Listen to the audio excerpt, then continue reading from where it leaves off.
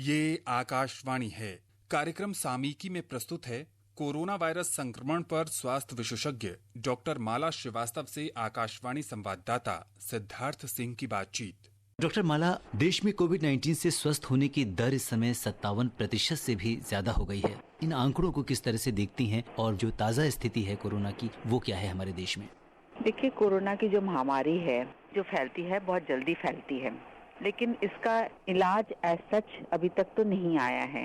Different दवाइयां हम इस्तेमाल करना चाह रहे हैं ताकि उसमें कुछ असर दिखता भी है, लेकिन एग्जैक्ट हम ये कहें कि कोरोना का इलाज आ चुका है ऐसा कहना अभी थोड़ा जल्दबाजी होगी। तो प्रिवेंशन ही इसका उपाय है। तो हम लोगों को हर तरह से सावधानी बरतनी चाहिए।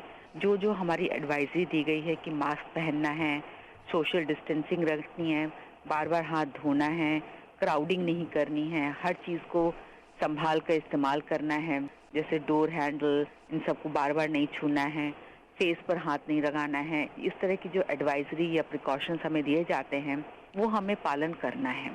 और अगर हमारे को पता है कि कोई कोविड पेशेंट है, उससे हमें नेग्लेक्ट नहीं करना है, रिस्पेक्ट करना है। पेशेंट है, इलाज करना है, लेकिन सावधानी उसके लिए भी ज़रूरी है ताकि मरीज की हालत ना बिगड़े, और आपके लिए भी ज़रूरी है, घर वालों की भी ज़रूरी है कि बीमारी फैले ना।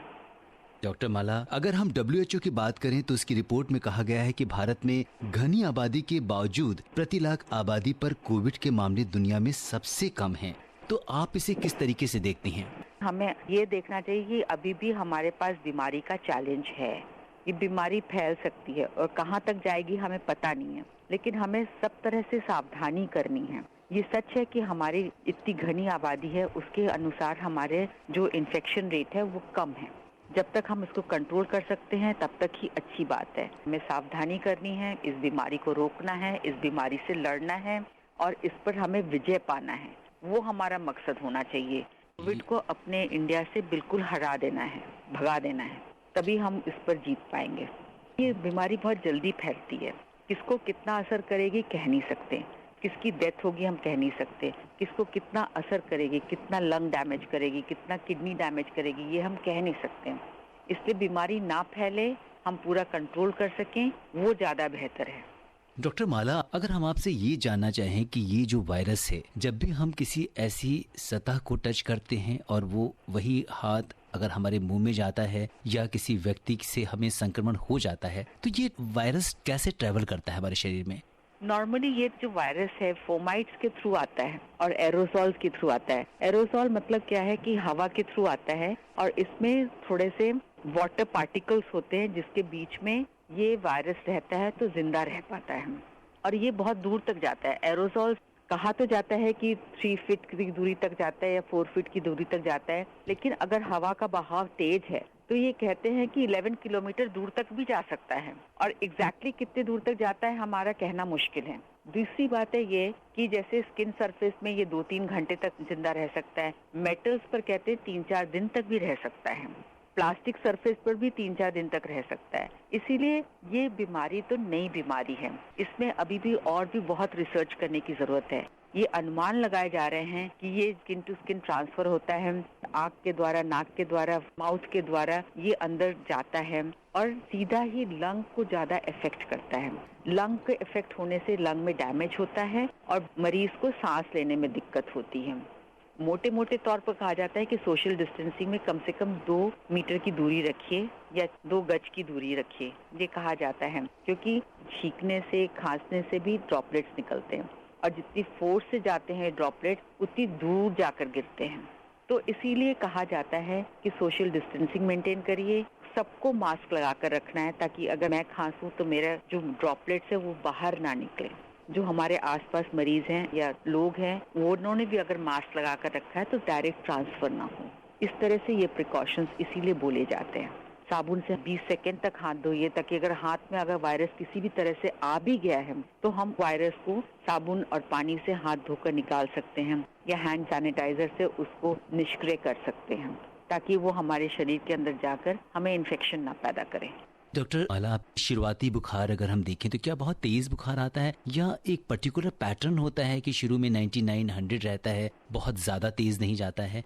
ये डिफरेंट लोगों को डिफरेंट तरीके से अफेक्ट करता है। कुछ लोगों को लो ग्रेड फीवर होता है, फिर तीसरे चौथे दिन हाई ग्रेड फीवर होना शुरू होता है। कुछ लोगों को खाली खांसी होती है, सांस लेने में दिक्कत होती है, 2-3 दिन के बाद हाई ग्रेड फीवर शुरू हो जाता है। और इसमें कई बार सूखी खांसी होती है, सिर्फ छींके आती हैं, नाक नहीं बहती है। इस तरह के डिफरेंट सिम्टम्स आते हैं लोगों को। कुछ लोगों को तो कोई भी सिम्टम नहीं होते, असिम्टोमेटिक होते, और असिम्टोमेटिक होते हुए भी वो कोरोना पॉजिटिव होते हैं। और 4-5 दिन बिल्कुल कोई तकलीफ नहीं होगी, 5वें-6ठे दिन सडनली उनको सांस की तकलीफ होने लगती है, हाई ग्रेड फीवर होने लगता है। लेकिन बाय एंड लार्ज अगर फीवर है, सांस में तकलीफ है, खांसी है, जुकाम है, तो डॉक्टर को जरूर दिखाना चाहिए। आपके डॉक्टर ही डायग्नोसिस करके बता पाएंगे कि ये कोरोना है या कोरोना नहीं है। डॉक्टर साहब, जो प्रेग्नेंट वुमेन हैं उनके लिए क्या विशेष सावधानी उनको रखनी चाहिए? प्रेगनेंसी में इम्यूनिटी थोड़ा कम रहती है। प्रेग्नेंट मदर्स को कैच करने का इन्फेक्शन ज्यादा चांस रहता है। इसीलिए हम कहते हैं कि प्रेग्नेंट मदर्स जितना जरूरी हो घर में रहें, और घर में भी कोशिश करें कि सबसे ज्यादा संपर्क में ना रहें। सपोज अगर उनके हस्बैंड रोज ऑफिस जाते हैं, तो उनके हस्बैंड जब घर आते हैं तो घर आते ही तो उनसे ना मिलें। बाहर से जो भी आता है वो अपने शूज बाहर ही निकालें, हाथ धोएं, स्नान करें, पूरा कपड़े बदलें, तब वो घर में प्रवेश करें तो ज्यादा अच्छा है। वर्क प्लेस पे क्या क्या सावधानियां रखनी चाहिए डॉक्टर साहब? वर्क प्लेस में वैसे तो लोग मास्क लगाकर रहते हैं, सोशल डिस्टेंसिंग करते हैं, लेकिन जब लंच टाइम होता है, मोस्ट ऑफ कंपनीज में एक कैफेटेरिया होता है या कैंटीन होता है जहां सब लोग बैठकर खाना खाते हैं। तो दैट इज द एरिया जहां पर इन्फेक्शन स्प्रेड होने का चांस ज्यादा होता है, क्योंकि लोग मास्क उतार कर खाना खाते हैं।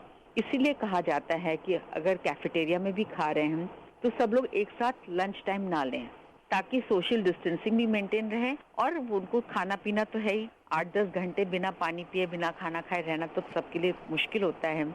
डॉक्टर्स तो कर लेते हैं क्योंकि वो ड्यूटी पे रहते हैं, पीपीई में रहते हैं, 6 to 8 आवर्स बिना खाना खाए बिना पानी पिए रहते हैं। लेकिन कॉमन लोग हैं, उनके लिए इतना मुश्किल होता है। तो इसीलिए जो कैंटीन एरिया है, लंच एरिया है, उस समय कम लोग रहें तो अच्छा है, क्योंकि उस समय उनको मास्क उतार के खाना खाना होता है। And that is the time when उनका इन्फेक्शन स्प्रेड करने के चांसेस ज्यादा होते हैं। तो इसीलिए ये प्रिकॉशन जरूर लेना चाहिए।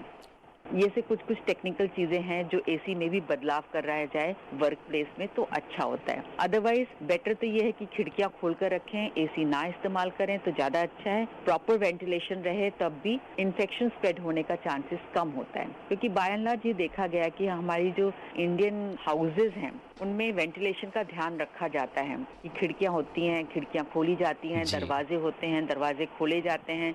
Most of the houses are not centrally air conditioned. इसीलिए भी हो सकता है कि हमारे जो स्प्रेड ऑफ इन्फेक्शन है इतना ज्यादा और इतनी जल्दी नहीं हुआ, क्योंकि ऑफिसेज खुल रहे हैं। तो ये प्रिकॉशन जो सेंट्रली एयर कंडीशनड ऑफिसेज हैं उसमें ये थोड़ा कुछ अगर बदलाव किया जा सकता है तो स्प्रेड ऑफ इन्फेक्शन भी कम होगा। और डॉक्टर, घर में स्प्लिट एसी या विंडो एसी हम लगाते हैं तो क्या उसमें भी कुछ सावधानी रखनी है?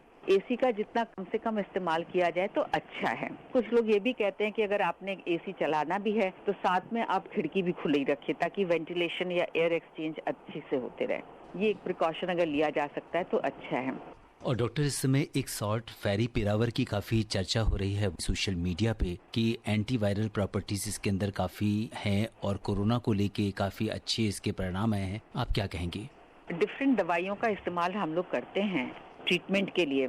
हर पेशेंट में कुछ ना कुछ उसका फायदा होता है। ये कैटेगराइज करना बहुत मुश्किल होता है कि ये पेशेंट अपनी इम्यूनिटी से ठीक हुआ कि दवाइयों से ठीक हुआ, कहना बहुत मुश्किल है। लेकिन बाय एंड लार्ज हम लोगों ने देखा गया, जैसे कई पेशेंट्स में SCQs काम कर रहे हैं, कई पेशेंट्स में एंटीवायरल काम कर रहे हैं, कई पेशेंट्स में प्लाज्मा थेरेपी काम कर रही है। तो वो डिपेंड ऑन पर्टिकुलर पेशेंट, जैसे हम कहते हैं ना टेलर मेड थेरेपी। इस पेशेंट को क्या काम करेगा वो उसके डॉक्टर ही समझा सकते हैं। लेकिन बाय एंड लार्ज बहुत सारी दवाइयों का इलाज हो रहा है और बहुत सारे पेशेंट्स ठीक भी हो रहे हैं, और ये एक अच्छी बात है। डॉक्टर माला, आपका बहुत बहुत धन्यवाद। Thank you. अभी आप सुन रहे थे कोरोना वायरस संक्रमण पर स्वास्थ्य विशेषज्ञ डॉक्टर माला श्रीवास्तव से आकाशवाणी संवाददाता सिद्धार्थ सिंह की बातचीत। ये कार्यक्रम आकाशवाणी के समाचार सेवा प्रभाग द्वारा प्रस्तुत किया गया। इसे आप हमारे mobile app news on AIR पर भी सुन सकते हैं। इस कार्यक्रम के संबंध में अपनी प्रतिक्रिया आप हमें ईमेल कर सकते हैं। पता है AIRNSDtalks@gmail.com। ये कार्यक्रम फिर से सुनने के लिए लॉग ऑन करें हमारी वेबसाइट newsonair.com।